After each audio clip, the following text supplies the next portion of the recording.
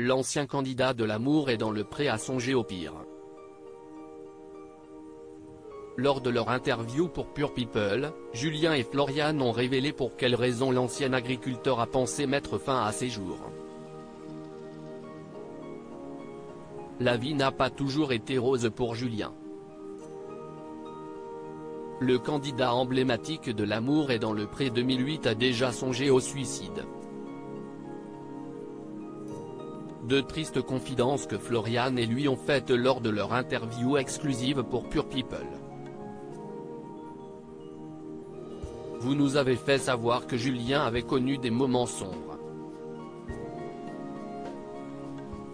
Floriane, quand j'ai connu Julien, il n'était pas en super forme. Il voulait en finir à cause de plusieurs facteurs. Il était en manque d'amour, il se sentait seul. Il voulait arrêter la ferme mais n'y arrivait pas. Il m'a directement dit que j'allais devoir l'épauler. Je suis même tombé sur une lettre où tout était prévu. Il avait décrété qu'il voulait en terminer. Mais j'ai été sa psychologue. Il a été en arrêt pendant 1 an.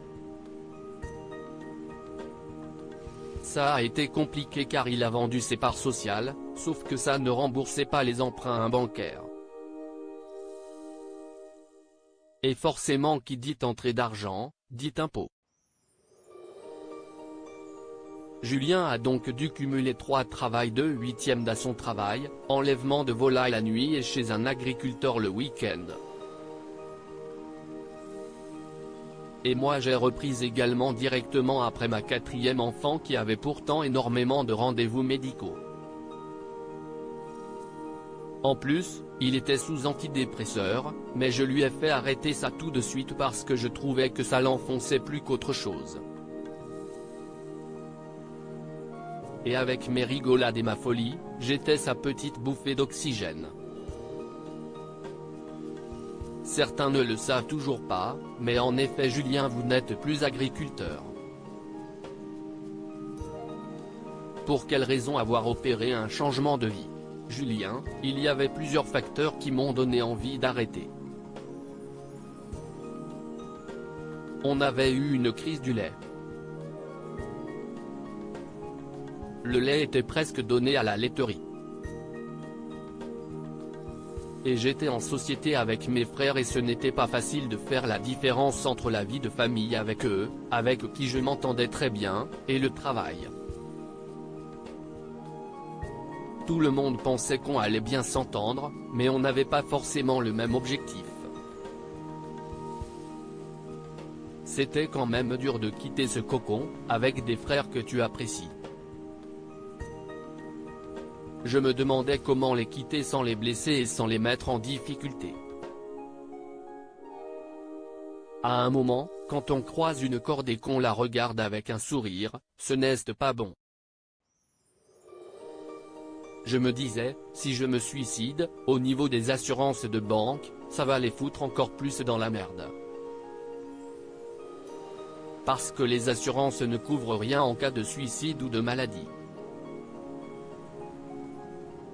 Donc j'ai imaginé avoir un accident de moto pour que ça marche. Si est couillon de réfléchir jusque-là pour ne pas blesser les proches et ne pas les faire culpabiliser. Floriane, je suis arrivé 2 semaines et demie avant qu'il ait orchestré plus ou moins ça. C'était chaud. Quand je l'ai connu, je n'aurais pas dit. Il cachait bien son jeu dans l'émission, car c'était la joie de vivre incarnée. Si est pour ça que l'amour est dans le pré était une bouée de secours, car il était en manque d'amour et d'une personne pour le soutenir. Personne n'était au courant et je l'ai porté comme je le pouvais. On n'a jamais parlé, même dans l'émission. Julien, à l'époque de L'amour est dans le pré, j'étais un peu comme la chanson de Soprano le clown. Je mettais mon nez rouge pour faire rire tout le monde, donc on pensait que tout allait bien. Annie ou encore Laurent ont fait part de leur détresse, financière notamment. Un sujet qui revient de plus en plus. En avez-vous aussi souffert? Julien, oui quand même, il y avait un aspect financier mais pas que. Je voyais plus une activité diversifiée avec de l'agritourisme ou faire des marchés. Mes frères voulaient rester dans le circuit conventionnel. Aujourd'hui, ils sont toujours exploitants, ils y arrivent. Mais est-ce que j'aurais été heureux dans ce système si j'avais continué? Floriane, il y avait le moral aussi. Mieux valait arrêter plutôt que se foutre en l'air. La seule solution pour nous, c'était de se réinstaller tous les deux. On a toujours aimé travailler à deux. Quand je l'ai connue, j'étais déjà assistante maternelle. Donc le soir, je l'aidais. Pareil le week-end, j'adorais la vie à la ferme. Quand il a arrêté, je pensais que ça allait être un deuil pour lui parce qu'il est né dedans. Il avait l'impression de lâcher ses proches et il était passionné par ses vaches. Le dernier soir, quand il leur a dit au revoir, c'était chaud. Au final, on a quitté la commune où on habitait, et où on est revenu, parce qu'il ne voulait plus mettre un pied à la ferme. J'avais peur qu'il veuille quand même en finir. Je l'ai vécu dans l'inquiétude qu'il ne supporte pas l'arrêt.